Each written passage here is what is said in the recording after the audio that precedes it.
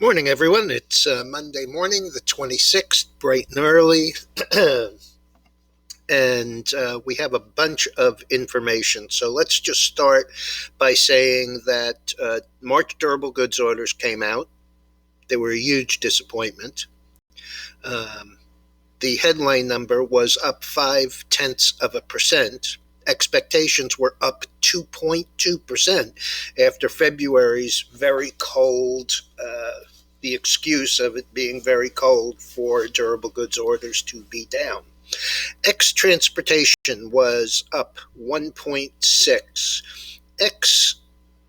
Defense spending, defense durable goods, ex-airlines were up 0.9%, which was about as expected. Okay, Asia was mixed. Europe was flat. Japanese LEI up 0.6% versus expectations of double that, 1.2%.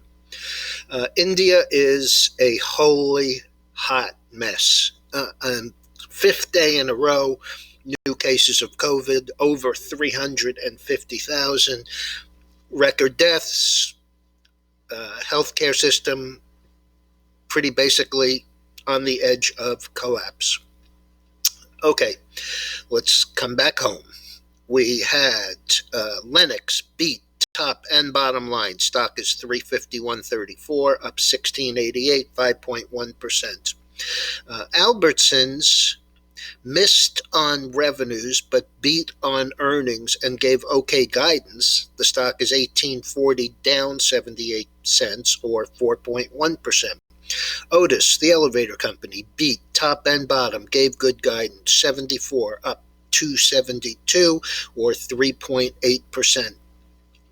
Johnson & Johnson, after Friday's after the close announcement that there was going to be a warning, but the pause was ended for their vaccine, 166.5, up 98 cents.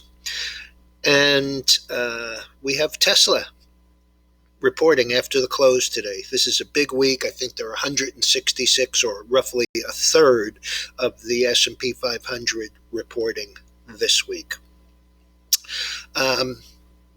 Not much going on in the futures anywhere, with the exception of the fact that crude is down $1.23 at 60.90. Give you a look at that, and you can see how far back we've come, and we're right on the edge of breaking to the downside. I'm not saying that we will, but I will say that the 5-day moving average has rolled over.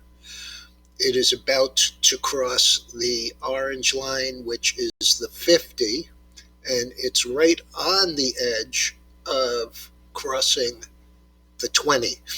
Kind of an unusual situation where the 20 is below the 50, but regardless, if we break Wednesday's low on a closing basis of 60.61, we look like at a minimum 59, 58 in that general area.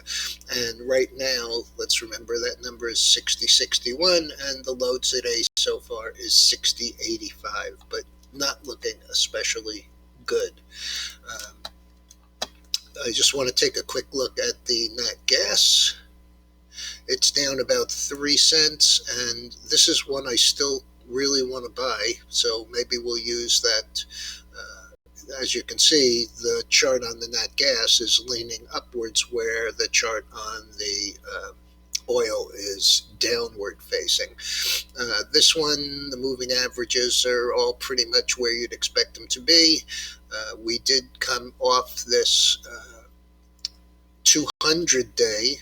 We were below it for 5 or 6 days, but we actually were holding this important 245 area. So, it's a distance to go to really break this out. But if we were to get down here, this is a little island in here. If we break to the upside, we're very bullish. If we break to the downside, we're very bearish, and probably coming back into that 252, 253.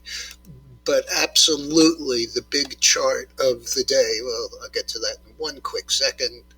Gold is down 7, silver is down 6 cents.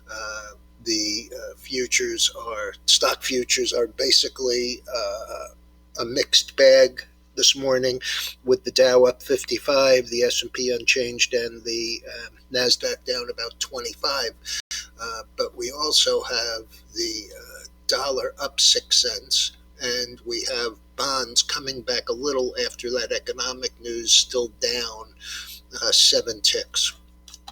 Clearly, the chart of the day and the weekend is Bitcoin. Last night when it opened, it was down 3,000. This morning, it's up 3,000. So we've had a very meaningful reversal here.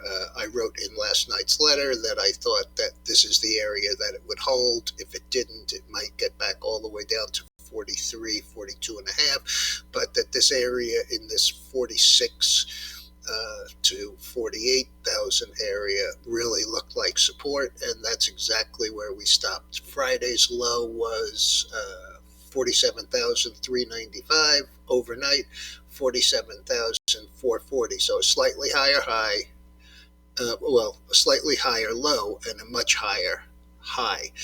Friday's high was 52.1. Today's so far is 53.9, almost 54,000. So I think that we're getting a turn there for another rally, at least up to this area where we broke down from, around 57,000. All right, everyone. There you have it. As I said, big week for earnings. Tesla coming tonight. Have a good day. I'll be back later.